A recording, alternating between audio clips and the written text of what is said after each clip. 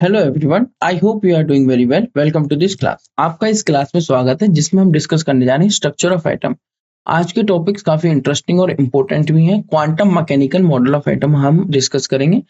जैसा कि हम क्लासेस में डिस्कस कर चुके हैं अब तक कि किस तरीके से डेवलपमेंट्स आई और क्वांटम मैकेनिकल मॉडल की तरफ हम चले। मतलब जैसे हमारा हाइजेनबर्ग अनसर्टेनिटी प्रिंसिपल और डुअल नेचर ऑफ मैटर, ये दो डेवलपमेंट्स थी मेनली जो हमें quantum mechanical model of atom की तरफ लेके आई। और जहां पर क्लासिक मैकेनिक्स जो बेस्ड है Newton laws of motion successfully describe the motion of all macroscopic objects such as falling stone, orbiting planets etcetera which have essentially a particle like behavior as shown in the previous section, जो हम दिखा चुके हैं। But quantum mechanical model microscopic objects पर भी work करेगा और dual nature को कंसीडर करेगा, मतलब हाइजेनबर्ग अनसर्टेनिटी प्रिंसिपल को भी कंसीडर करेगा। ये किसी भी पाथ को किसी भी ऑर्बिट को फिक्स्ड ना मान के प्रोबेबिलिटी के बेस पर बातें करेंगे। ठीक है, तो देखिए classical mechanics based on Newton's laws of motion successfully describes the motion of all macroscopic objects such as a falling stone, orbiting planets, etc., which have essentially a particle-like behavior as shown in the previous section. ठीक है, however it fails when applied to microscopic objects। जो classical mechanics है वो fail हो गई थी microscopic objects के लिए, like electrons, protons, atoms, molecules, cations, anions, etc. This is mainly because of the fact that essential, like the classical mechanics ignores the concept of dual behavior। मैं repeat करता हूं अपने point को। Classical mechanics ignores the behaviour of dual behaviour of matter. ठीक है, अगर ये concept ignore हुआ तो इसका मतलब माइक्रोस्कोपिक ऑब्जेक्ट्स के लिए माइक्रोस्कोपिक ऑब्जेक्ट तो दोनों तरह का नेचर शो करते हैं। वो दोनों तरह का नेचर कौन कौन सा? वो पार्टिकल नेचर भी और वेव नेचर भी शो कर सकते हैं। ठीक है, for subatomic particles and the uncertainty principle. मैं क्या कहना चाह रहा हूं, this is mainly because of the fact that classical mechanics ignores the concept of dual behaviour of matter specially for subatomic particles and the uncertainty principle. So the branch of science that takes into the account this dual behavior of matter, this dual nature of matter is called quantum mechanics। उसे हम क्या कहते हैं? quantum mechanics। The fundamental equation of quantum mechanics was developed by Schrödinger। ठीक है, और उसे हम कहेंगे Schrödinger wave equation and it won him the Nobel Prize in Physics in 1933। ठीक है, फिजिक्स में उन्हें नोबेल प्राइज भी मिला था इस बेस पर, और कब? 1933 में। ठीक है, अब नेक्स्ट पॉइंट क्या आता है? This equation which incorporates wave particle duality of matter as proposed by de Broglie. मैं क्या कहना चाहता हूं? This equation which incorporates wave particle duality of matter, जो कि किसने दी थी हमें? डी ब्रोगली ने, इज क्वाइट कॉम्प्लेक्स। ये जो श्रोडिंगर वेव इक्वेशन है ये थोड़ी सी कॉम्प्लेक्स है and knowledge of higher mathematics is needed to solve this equation for a system such as an atom और a molecule whose energy does not change with time, जिसकी energy time के साथ change नहीं होती। The Schrodinger equation is written as, अगर मैं इसकी simplified form आपको बताऊं कि how can we write the simplified version of Schrodinger equation, that is h psi is equal to E psi, where h is a mathematical operator called Hamiltonian operator। h क्या है हमारा? Mathematical operator, जिसे हम क्या कहते हैं? Hamiltonian operator. तो h एक ऑपरेटर ने साई पर वर्क किया और हमें मिला ई साई। ठीक है, एक वैल्यू और wave function. Sai is a wave function. Schrodinger gave a recipe of constructing this operator from the expression for the total energy of the system.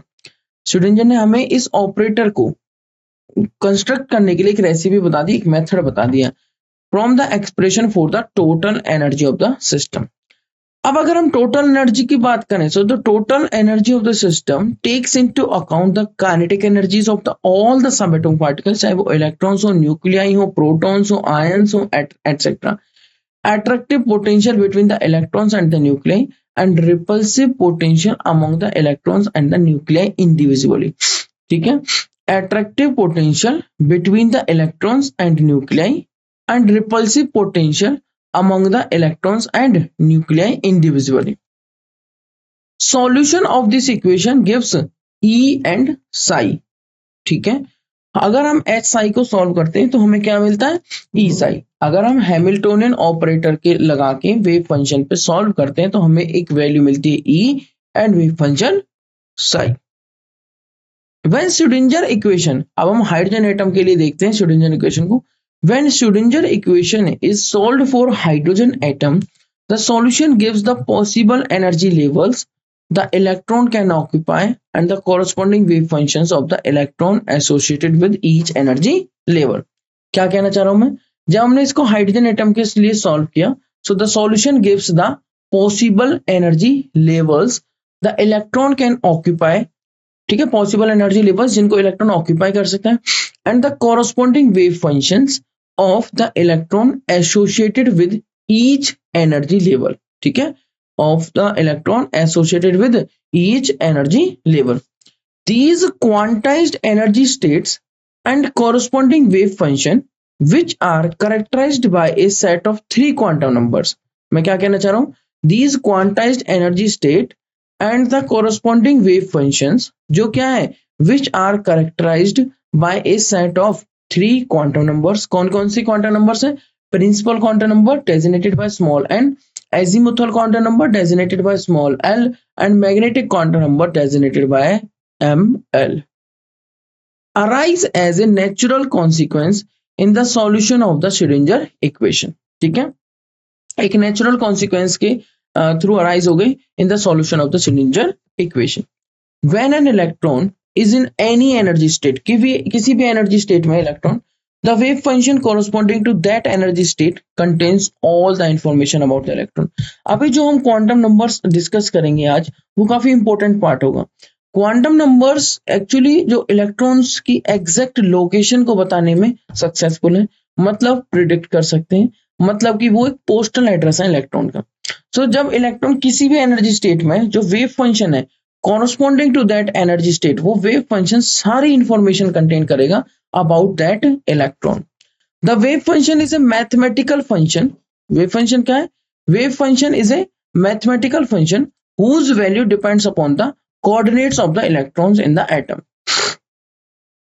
मैं क्या कहना चाह रहा हूं, the wave function is a mathematical function whose value depends upon the coordinates of the electron in the atom and does not carry any physical meaning। ठीक है, सो wave function जैसा कि हमें पता है एक मैथमेटिकल फंक्शन है जिसकी वैल्यू डिपेंड करती है कोऑर्डिनेट्स पर। किसकी coordinates, of the electron in the atom, और इसका कोई फिजिकल मीनिंग नहीं है वेव फंक्शन साई का। Such wave function of hydrogen और हाइड्रोजन लाइक स्पीसीज जैसे He positive, Li2 positive with 1 electron, जिनको हम कहेंगे single electron species, are called atomic orbitals. क्या कहेंगे हम इन्हें, एटॉमिक ऑर्बिटल्स। मैं क्या कहना चाह रहा हूं, such wave function of hydrogen or hydrogen like species with 1 electron are called atomic orbitals। Such wave function pertaining to 1 electron species are called 1 electron system। ठीक है, such wave function pertaining to 1 electron species उन्हें हम क्या कहेंगे, 1 electron system। The probability of finding an electron at a point within an atom is proportional to the probability of finding an electron at a point with an atom is proportional to psi square at that point। अब psi square, psi का कोई physical meaning नहीं है, wave function को कोई physical meaning नहीं है, जब हम उसका स्क्वायर कर देते हैं तब उसका फिजिकल मीनिंग बनता है, और वो हमें देता है प्रोबेबिलिटी। किसकी प्रोबेबिलिटी, कि इलेक्ट्रॉन कहां मिल सकता है इस पॉइंट पे। Probability of finding an electron at a point within an atom is proportional to the psi square at that point। The quantum mechanical results of the hydrogen atom successfully predict all aspects of the hydrogen atom spectrum including some phenomena that could not be explained by Bohr model। तो बहुत सारे ऐसी processes थी, ऐसे phenomena थे जिन्हें Bohr model of atom explain नहीं कर पाया था। उन्हें किसने एक्सप्लेन किया, quantum mechanical model of atom ने। तो the quantum mechanical model results of the hydrogen atom successfully predict all aspects of the hydrogen atom spectrum। ठीक है, सारे जैसे बाल्मर सीरीज, लाइमन सीरीज, बास्टन series, Brackett series, Pfund series, Humphreys series, सारी बातों को किसने एक्सप्लेन कर दिया था, quantum mechanical model of atom ने प्रॉपरली।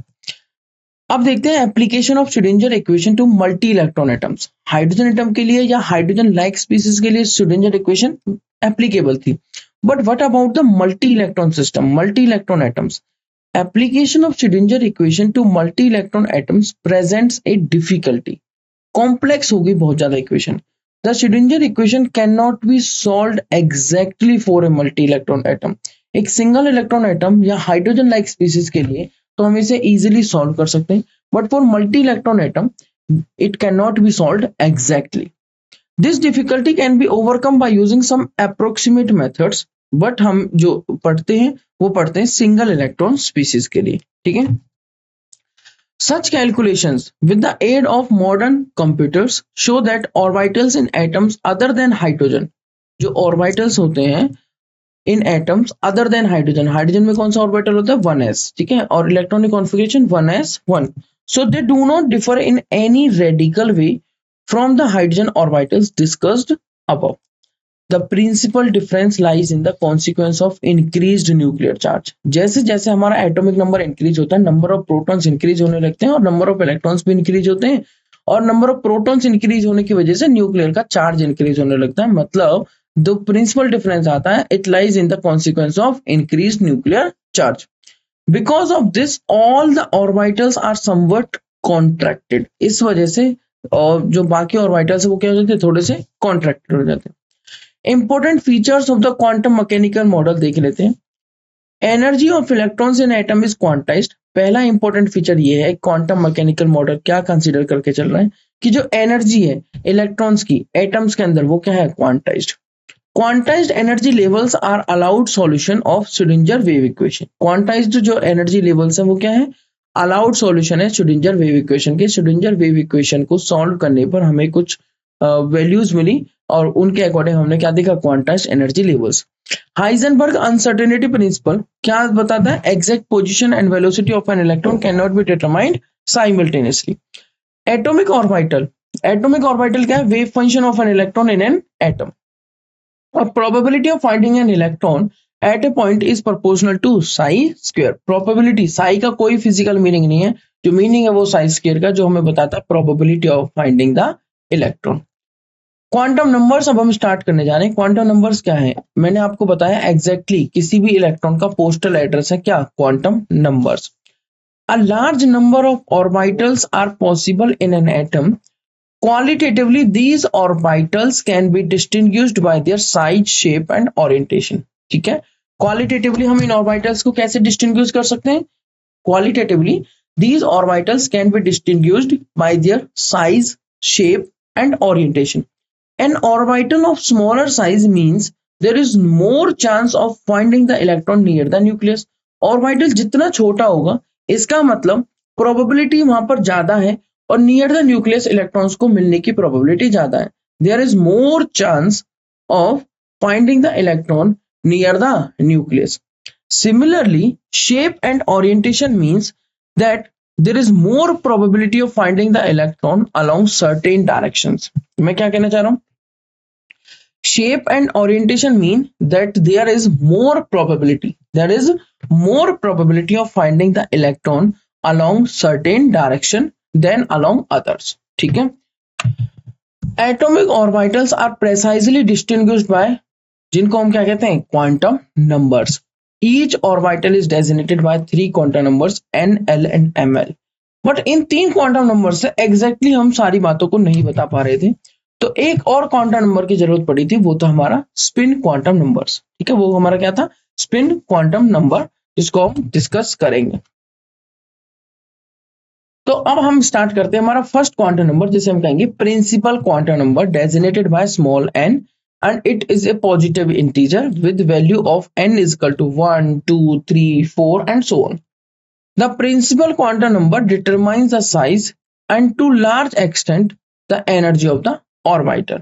ठीक है, मैं क्या कहना चाहता हूं, the principal quantum number determines the size and to large extent the energy of the orbital.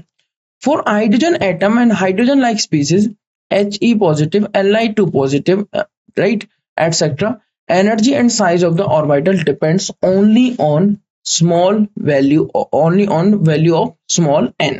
ठीक है, the principal quantum number also identifies a shell, तो मतलब ये मेन शेल के बारे में बताता है और एनर्जी के बारे में बताता है। With the increase in the value of n, with the increase in the value of n, the number of allowed orbitals increases and are given by small n. Number of allowed orbital increases and are given by small n. All the orbitals of a given value of n constitute a single shell of atom and are represented by the following letters as well. कौन कौन से? K, L, M, N, O, P and so on. Size of an orbital increases with increase in principal quantum number. In other words, the electron will be located away from the nucleus. अगर size बढ़ता जाएगा तो क्या होगा? Electrons actually में दूर जाता जाएगा न्यूक्लियस से. Since energy is required in shifting away the negatively charged electron from the positively charged nucleus, क्योंकि electrostatic force of attraction present है, the energy of the orbital will increase with the increase of n. ठीक है. Next आता है azimuthal quantum number. It is also known as orbital angular quantum number, subsidiary quantum number and secondary quantum number. It defines the 3D shape of the orbital. ठीक है, जैसे वो main shell के बारे में बताता था, ये 3D shape of the orbital के बारे में बताता है. It gives for a given value of n and l, n for a given value of n, l can have n values. l की कितनी वैल्यूज पॉसिबल हो सकती है? n वैल्यूज, जो कहां से कहां तक होंगी? 0 से लेके स्टार्ट करेंगे n-1 तक. मान लीजिए n की वैल्यू 4 है, तो l की टोटल 4 वैल्यूज पॉसिबल हो सकती है, 0, 1, 2 और 3. That is for a given value of n, the possible values of l are l is equal to 0, 1, 2 and n-1 तक. ठीक है. Each shell consists of one or more subshells और सब levels आप इन्हें कह सकते हैं. The numbers of subshells in a principal cell is equal to the value of n. मैंने बता दिया कि जितनी वैल्यूज, जो वैल्यू n की रहेगी उतनी वैल्यूज पॉसिबल है l की. ठीक है. ठीक है. For example in the first shell n is equal to 1, तो सिर्फ एक ही वैल्यू पॉसिबल होगी, किसकी? l की. There is only one subshell which corresponds to the l is equal to 0. There are two subshell l is equal to 0, 1 in the second shell, n is equal to 2. There are 3 l is equal to 0, 1, 2 in the third shell, n is equal to 3 and so on. Each subshell is assigned an azimuthal quantum number small l. ठीक है. Each subshell is assigned an azimuthal quantum number small l. Subshells corresponds to different values of l are represented by the following symbols. Value for l क्या है हमारी? 0, 1, 2, 3, 4, 5. Notation for subshell क्या है? S, P, D, F, G, H. 0 S के लिए, 1 P के लिए, 2 D के लिए, 3 F के लिए, 4 G के लिए, 5 H के लिए and so on. इस तरीके से आगे चलता रहेगा. What about magnetic quantum number? This is the third quantum number. Magnetic quantum number is represented by ML. Gives information about the spatial orientation of the orbital with respect to standard set of coordinate axes. ठीक है. क्या बताता है ये? Spatial orientation of the orbital with respect to the standard set of coordinate axes. Actually में ये हमें और क्या बता सकता है? ये हमें दे सकता है नंबर ऑफ ऑर्बिटल्स कितने पॉसिबल है. For any subshell defined by L, 2l plus 1 values of ML are possible. 2l plus 1 values of ML are possible and these values are given by ML is 1 minus L minus 2, 0, then उस तरीके से start हो जाएगा L, L minus 2. ठीक है. इस तरीके से वैल्यूज क्या हो जाएंगी? स्टार्ट हो जाएंगी. ठीक है. मतलब माइनस L से लेके इंक्लूडिंग 0 प्लस L तक, माइनस L से लेके इंक्लूडिंग 0 प्लस L तक ये वैल्यूज चलेंगी. ओके. चलिए अब मूव करते हैं हम नेक्स्ट पे. Thus for L is equal to 0, the only permitted value of ML is equal to 0. मतलब 2 into 0 plus 1 कितनी आ गई? 1. So 1s orbital is possible for L is equal to 0. For L is equal to 1, ML can be -1 to -1, 0 and +1. मतलब 2 into 1 plus 1, 3 values are possible, मतलब 3p orbitals. जैसा कि मैंने पीछे आपको बताया कि for any subshell defined by L, 2l plus 1 values are possible. तो आपको ये 2l plus 1 बार बार याद रखना है. क्या याद रखना है? 2l plus 1. इसकी जो वैल्यू चलती है वो -l से लेके +l तक चलती है इंक्लूडिंग 0. मतलब -l से लेके फिर -l -1, -l -2, -l -3, 0 तक पहुंचेंगे. ठीक है. और फिर स्टार्ट हो जाएगा किस तरीके से? l -2, l -1, l इस तरीके से etcetera. Including zero. I hope यहां तक आपको सारी बातें क्लियर होंगी। It should be noted that values of ml are derived from L and that the value of L are derived from N। मतलब L जो रिलेट कर रहा है वो N से और ml जो रिलेट कर रहा है वो L से, तो एक दूसरे से क्या रिलेट करते हुए चल रहे हैं। Each orbital in an atom therefore is defined by a set of values for N, L and ml. N, L and ml. Each orbital in an atom therefore is defined by a set of values of for N, L and ml. An orbital described by the quantum numbers n is equal to 2, l is equal to 1, ml is equal to 0 is an orbital in the p subshell, ठीक है, of the second shell। इस तरीके से आप इन बातों को समझ सकते हैं। The following chart gives the relationship between the subshell and the number of orbitals associated with it। जैसे कि मान लीजिए वैल्यूज ऑफ एल 0 हुई तो सबशेल नोटेशन एस होगी, टोटल नंबर ऑफ ऑर्बिटल्स उसके अंदर 1 होंगी। मतलब टोटल नंबर ऑफ ऑर्बिटल्स किसी भी वैल्यू एल के लिए हो जाते हैं 2 इंटू 2l प्लस 1। अगर सबशेल नोटेशन p है, वैल्यू ऑफ एल 1 है और नंबर ऑफ ऑर्बिटल्स 3 है। इसी तरीके से आप डी एफ जी एच के लिए देख सकते हैं। नेक्स्ट और लास्ट आता है हमारा spin quantum numbers. Electron spin s, the 3 quantum numbers labelling N atomic orbital can be used equally well to define its energy, shape and orientation, but all these quantum numbers are not enough to explain the line spectra observed in the case of multi-electron atoms। That is, some of the lines actually occur in doublets। कुछ line fine lines में divided हो जाती हैं। 2 lines closely spaced उसको doublet कह देते हैं, 3 lines closely spaced को ट्रिपलेट कह देते हैं। This suggests that the presence of few more energy levels than predicted by the 3 quantum numbers are also possible। So in 1925, George Uhlenbeck and Samuel Goudsmit proposed the presence of the 4th quantum number known as electron spin quantum number ms। An electron spins around its own axis like the Earth, much in a similar way as Earth spins around its own axis while revolving around the sun। उसी तरीके से ये revolve करता है around the nucleus. In other words, an electron has besides charge and mass intrinsic spin quantum number property as well. ठीक है, charge और मास के अलावा इसके पास एक स्पिन प्रॉपर्टी है, स्पिन एंगुलर क्वांटम नंबर की, जो कि इंट्रिंसिक स्पिन है। ठीक है, spin angular quantum number of the electron, it is vector quantity and it can have 2 orientation related to the chosen axis. अगर हम ये एक्सिस चूज कर रहे हैं तो इसके पास 2 क्या हो सकती है, पॉसिबिलिटीज हो सकती है। इट कैन रोटेट क्लॉकवाइज और rotate anti clockwise. So these 2 orientations are distinguished by the spin quantum number ms, which can take the values of plus half or minus half। These are called the 2 spins। इन्हें हम क्या कहेंगे? These are called the 2 spin states of the electron and are normally represented by 2 arrows, spin up and spin down। ठीक है, spin up and spin down। 2 electrons that have different ms values, one plus half and other minus half, are said to have opposite spin। मैं क्या कहना चाहता हूँ, 2 orientation possible है, एक plus half और एक माइनस हाफ। ये क्लॉकवाइज और एंटी क्लॉकवाइज आप बोल सकते हो। इनको एक अपवर्ड एरो स्पिन अप के लिए और डाउनवर्ड एरो स्पिन डाउन के लिए हम शो कर सकते हैं। 2 electrons that have different ms values, one plus half and other minus half, are said to have opposite spins। An orbital cannot hold more than 2 electrons and these 2 electrons should have opposite spin। इस बात का आपको ध्यान रखना है, एक orbital 2 electrons को hold नहीं कर सकता अगर उनकी क्या है, स्पिन सेम है। तो cannot hold more than 2 electrons and 2 electron से ज्यादा भी होल्ड नहीं कर सकता बिकॉज 2 के बाद स्पिन सेम हो जाएगी। These 2 electrons should have opposite spin। To sum up the 4, अब समरी पे आते हैं क्वांटम नंबर्स की। To sum up the 4 quantum numbers, provide the following information। N defines a shell, determines the size of the orbitals and also to a large extent the energy of the orbital। N ने क्या define कर दिया? N defines the shell, determines the size of the orbital and also to a large extent the energy of the orbital। There are n subshells in the nth shell। ठीक है, n subshells होंगी nth shell में। L identify the subshell and determine the shape of the orbital। There are 2l plus 1 orbitals of each type in a subshell, that is 1s orbital for l is equal to 0, 3p orbital for l is equal to 1, 5d orbital for l is equal to 2 per subshell।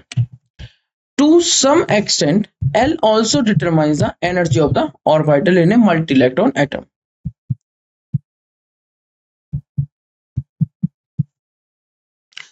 Third, ML designates the orientation of the orbital.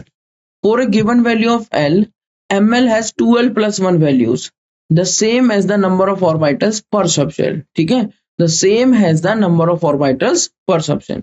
It means that the number of orbitals is equal to the number of ways in which they are oriented. कितने तरीके से हम उसको Orient कर सकते हैं, ठीक है, वो हमारा नंबर ऑफ ऑर्बिटल्स हो गया। भाई पी ऑर्बिटल की एक ही शेप है डम्बल, उसको हम पी एक्स में ले जाके ओरिएंट करते हैं या पी वाई में या पी जेड में, तो इस बेस पर 3 ओरिएंटेशन बन जाती है। और last ms refers to the orientation of the spin of the electron, ठीक है। the orbitals wave function, अब आ जाते हैं shapes of the atomic orbitals में। the orbitals wave function और psi for an electron in an atom has no physical meaning, ये मैं आपको बता चुका हूँ। it is simply a mathematical function of the coordinates of the electron. However, for different orbitals, the plots of corresponding wave functions as a function of r क्या है, distance from the nucleus, are different, ठीक है। अब वो क्या क्या है वो देखते हैं। द प्लॉट्स, पहला प्लॉट है आपका the orbital wave function psi R, ठीक है, ये आप देख सकते हैं साई आर का वर्सेस आर। और दूसरा प्लॉट है बी वाला, the variation of probability density, मतलब psi square are versus R as a function of distance R of the electron from the nucleus for 1s and 2s orbitals. ये पहला 1s के लिए और दूसरा ये 1s के लिए, ए में 2 है 1s और 2s के लिए, और बी में भी 2 है 1s और 2s के लिए। एक साई आर वर्सेस आर है ए वाले, और बी वाले psi square are versus r. जब हमने साई आर देखा तो आप यहाँ पर देख सकते हैं, जब हमारा डिस्टेंस 0 के अप्रोक्स है तो न्यूक्लियस के पास डेंसिटी बहुत ज्यादा है, राइट। न्यूक्लियस के जो वेव फंक्शन आप यहाँ पर देखेंगे, जब हमारा डिस्टेंस 0 है तो इसका मतलब जो इलेक्ट्रॉन की डेंसिटी है वो न्यूक्लियस के पास है। फिर धीरे धीरे जैसे जैसे डिस्टेंस बढ़ता है तो वो डेंसिटी डिक्रीज होने लगती है, और एक टाइम पे आके 0 अप्रोक्स 0 आप बोल देते हैं। उसी तरीके से साई स्क्वायर वैल्यू हमेशा पॉजिटिव रहेगी। जैसे कि यहाँ पर एक नोड आप देख सकते हैं, 1s के केस में आपको कोई नोड मिलेगा, 1s के केस में आपको कोई भी नोड नहीं मिलेगा, ठीक है, बट 2s के केस में आपको यहाँ पर एक नोड मिलेगा। अब ये नोड क्या है वो भी मैं आपको डिस्कस करूंगा। According to the German physicist Max Born, the square of the wave function at a point gives the probability density of the electron at that point. The variation of psi square as a function of r for 1s and 2s orbitals मैंने आपको अभी present किया। Again, you may note that the curve for 1s and 2s orbitals are different. It may be noted that for 1s orbitals, the probability density is maximum at the nucleus. Probability density आप देख सकते हैं maximum कहां पर, nucleus पर, and sharply decreases as we move away from it. जैसे जैसे हम न्यूक्लियस से दूर जाते हैं वैसे वैसे जो प्रोबेबिलिटी डेंसिटी है क्या होने लगती है, डिक्रीज होने लगती है। जबकि अगर हम 2s की बात करें, on the other hand for 2s orbital the probability density first decreases sharply to 0। आप यहाँ पर देखेंगे पहले ये न्यूक्लियस के पास है, डिक्रीज हुई शार्पली 0 तक गई, फिर इंक्रीज होना स्टार्ट हुई, ठीक है, sharply to 0 and then again start increasing. After reaching a small maxima, it decreases again and approaches 0 as the value of r increases further. फिर से एक small maxima आएगा, छोटा सा maxima, और फिर डिक्रीज होना स्टार्ट हो जाएंगे और 0 की तरफ चले जाएंगे अगर हम r को फर्दर इंक्रीज करते रहेंगे तो। The reason where this probability density function reduces to 0 is called nodal surface. जहां पर ये probability density function, जहां पर मैंने आपको पॉइंट दिखाया था 0 हो जाती है अप्रोक्स 0, उसको हम कह देते हैं नोडल सरफेस, और सिंपली आप कह सकते हैं nodes. In general it has been found that जो ns ऑर्बिटल होते हैं, जैसे 1s orbital, 2s orbital, 3s orbital has n-1 nodes. अगर 1s ऑर्बिटल की बात करूं तो 1-1 मतलब 0 नोड, तो 1s ऑर्बिटल में कोई भी नोड नहीं है। 2s ऑर्बिटल में 1 नोड होगा, 3s में 2 नोड होंगे, तो ns में होंगे n-1 नोड्स। तो आप यहाँ पर देख सकते हैं जिस तरीके से principal quantum number small n की वैल्यू इंक्रीज हो रही है वैसे वैसे नंबर ऑफ नोड्स इंक्रीज होते जा रहे हैं, ठीक है ना, वैसे वैसे क्या हो रहा है, number of nodes increase. In other words number of to boundary surface diagram of constant probability density for different orbitals actually हमें गुड रिप्रेजेंटेशन देते हैं शेप ऑफ द ऑर्बिटल्स के, ठीक है। सो अब देखेंगे हम boundary surface diagram. In this representation a boundary surface or contoured surface is drawn in space for an orbital on which the value of probability density psi square is constant. आप यहाँ पर देख सकते हैं in principle many such boundary surfaces may be possible. However, for a given orbital अगर मैं बात करूं, only that boundary surface diagram of constant probability density is taken to be good representation of the shape of the orbital which encloses a region or volume in which the probability of finding the electron is very high. So क्या कहना चाह रहा हूं, for a given orbital only that boundary surface diagram of constant probability density is taken to be good representation, जहां पर probability of finding the electron is very high, around हम क्या कह सकते हैं 90%. So probability density plots of 1s, ये 1s के लिए है और ये 2s के लिए। 1s के लिए भी आप देख सकते हो, देखो प्रोबेबिलिटी का मतलब है इलेक्ट्रॉन यहाँ पर पाया जा सकता है, और ऑर्बिटल बोल रहे हैं तो वहां पर probability of finding the electron is maximum. Maximum यहाँ मिलेगा बट हर टाइम मिलेगा ये नहीं कह सकते, तो उसके बाहर भी कुछ है। तो हमने एक शार्प बाउंड्री ड्रॉ कर रखी है, ये डार्क सर्कल लाइन आप देख सकते हो कि यहां तक probability of finding the electron maximum है, उसके बाद वो बहुत कम हो चुकी है, वहां इलेक्ट्रॉन्स को मिलने की जो प्रोबेबिलिटी है वो बहुत कम है। 2s में आप देखेंगे न्यूक्लियस के पास बिल्कुल इलेक्ट्रॉन्स को पाए जाने की प्रोबेबिलिटी बहुत ज्यादा है, फिर कम हुई, एक रीजन आया उसमें कम है, फिर से ज्यादा हुई, ठीक है। तो एक नोड आ गया बीच में, क्या आ गया, एक नोड। इस डायग्राम, ये आपके जो नीचे वाले डायग्राम है वो फील्ड है और ये ऊपर डॉटेड डायग्राम दिखाया गया है, ठीक है। So the density of the dots represent the probability density of the finding the electron in that reason.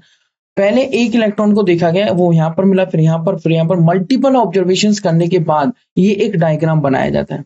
Boundary surface diagram for 1s and 2s orbitals आप यहाँ पर देख सकते हैं। ऊपर वाले को आप डॉटेड डायग्राम बोल सकते हैं और नीचे वाला boundary surface diagram. Boundary surface diagram of the 3 2p orbitals कुछ इस तरीके से आपको देखेंगे। Unlike s orbitals, s orbital के केस में जो हमें बाउंड्री सरफेस डायग्राम से वो स्फेरिकल थे, बट यहाँ पर बाउंड्री सरफेस डायग्राम स्फेरिकल नहीं है, इनको बोलते हैं हम डम्बेल शेप। तो instead of this each p orbital consist of 2 sections, यहाँ पे 2 सेक्शन है कॉल्ड लोब्स, 2 लोब्स हो गई, ठीक है। px py और pz करके मैंने आपको दिखाया है। तो एक लोब प्लेन से ऊपर और एक लोब प्लेन से नीचे, आप ऐसे बोल सकते हो। जिस प्लेन से वो लोब पास कर रही है वो प्लेन है नोडल प्लेन, क्योंकि वहां पर probability of finding the electron density minimum है या zero. So instead each p orbital consist of 2 sections called lobes that are on either side of the plane that passes through the nucleus, that are on either side of the plane that passes through the nucleus। जैसा आप इस axis को देख सकते हैं, जो lobe है वो इस तरीके से पास हो रही है और यहाँ पर आने के बाद इलेक्ट्रॉन डेंसिटी मिनिमम होती जा रही है। Clear? The probability density function is 0 on the plane where the 2 lobes touch each other. एक लोब इधर से आई, एक लोब इधर से आई, और यहाँ पर प्रोबेबिलिटी डेंसिटी क्या हो रही है, मिनिमम हो रही है, 0 हो रही है। The size, shape and energy of 3 orbitals are identical। क्या कहना चाह रहा हूं मैं, the size, shape and energy of 3 orbitals are identical। Since the lobes may be considered to lie along the x, y or z axis, they are given the designations 2px अगर 2p की बात हो रही है, 2py and 2pz। अगर मैं next की बात करूं, boundary surface diagram of the 5 3D orbitals. अभी तक मैंने आपको दिखाया s ऑर्बिटल की बाउंड्री सरफेस डायग्राम, फिर p ऑर्बिटल्स की बाउंड्री सरफेस डायग्राम, और अब मैं आपको दिखाने जा रहा हूं d ऑर्बिटल्स की boundary surface diagram. Like s orbitals, p orbitals increase in size and energy with increase in the principal quantum number, and hence the order of the energy and size of various p orbital is 4p की ज्यादा है, फिर then 3p then 2p। अगर मैं आगे देखूं तो आप d ऑर्बिटल्स के यहाँ पे देख सकते हैं, total 5 d orbitals are there, dxy, dyz, dzx, dx square minus y square and dz square।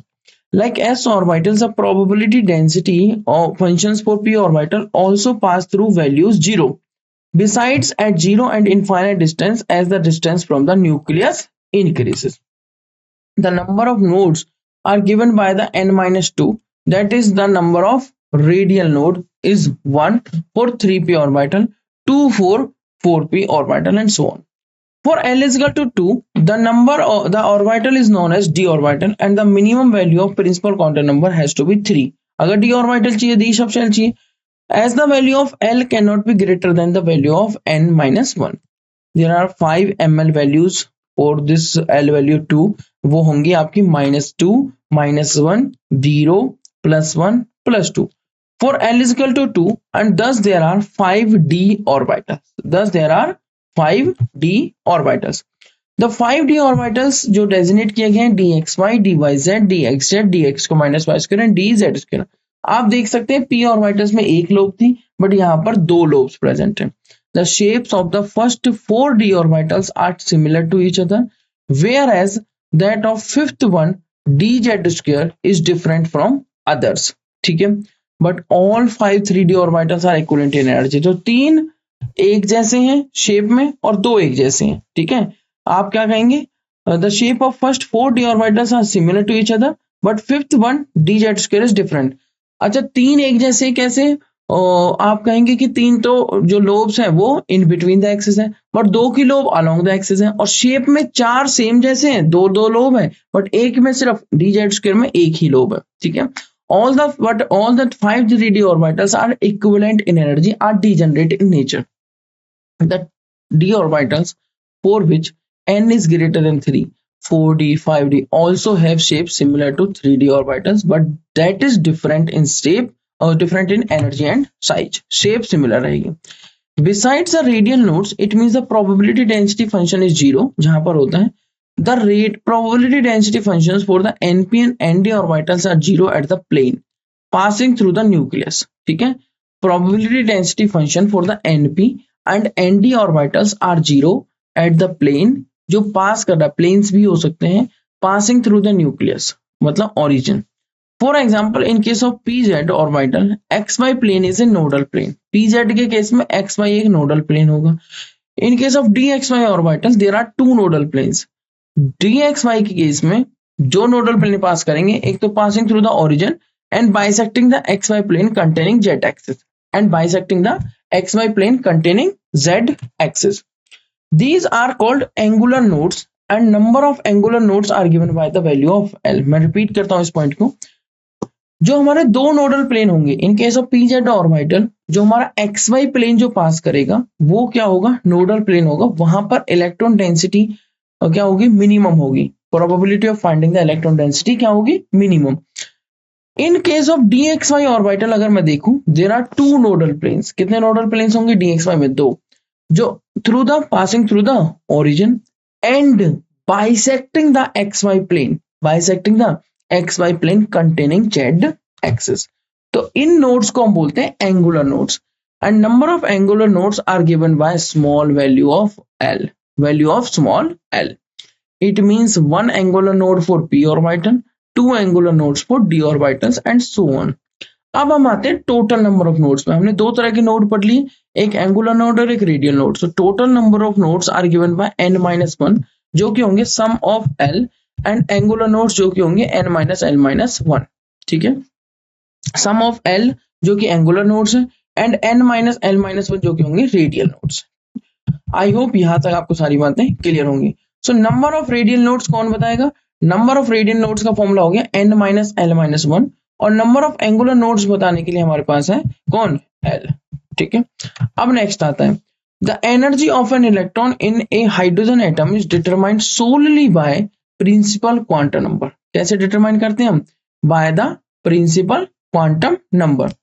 दस the energy of the orbitals in hydrogen atom increases as follows. कैसे इंक्रीज करती है, 1s से 2s, 2s और 2p की equal, फिर 3s 3p और 3d की इक्वल, फिर 4s 4p 4d 4f की इक्वल, फिर आगे इंक्रीज करेगी।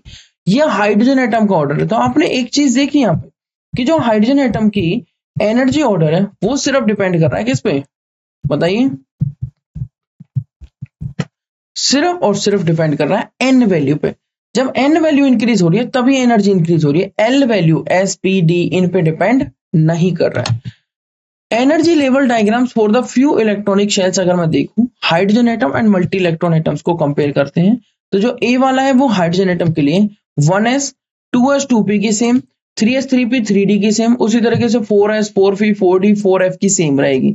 रीजन, जो हाइड्रोजन एटम है सिंगल इलेक्ट्रॉन स्पीसीज का जो एनर्जी है वो सिर्फ n value principal quantum number पर डिपेंड करती है, एल वैल्यू पर डिपेंड नहीं करती। बट अगर हम मल्टी इलेक्ट्रॉन पे चले जाएं तो वो एल को भी कंसीडर करेंगे, मतलब 1s फिर 2s की ज्यादा, 2s से ज्यादा 2p, फिर 3s then 3p then 4s then 3d। Then you can see, note that the orbitals for the same value of principal quantum number have the same energies even for different azimuthal quantum number।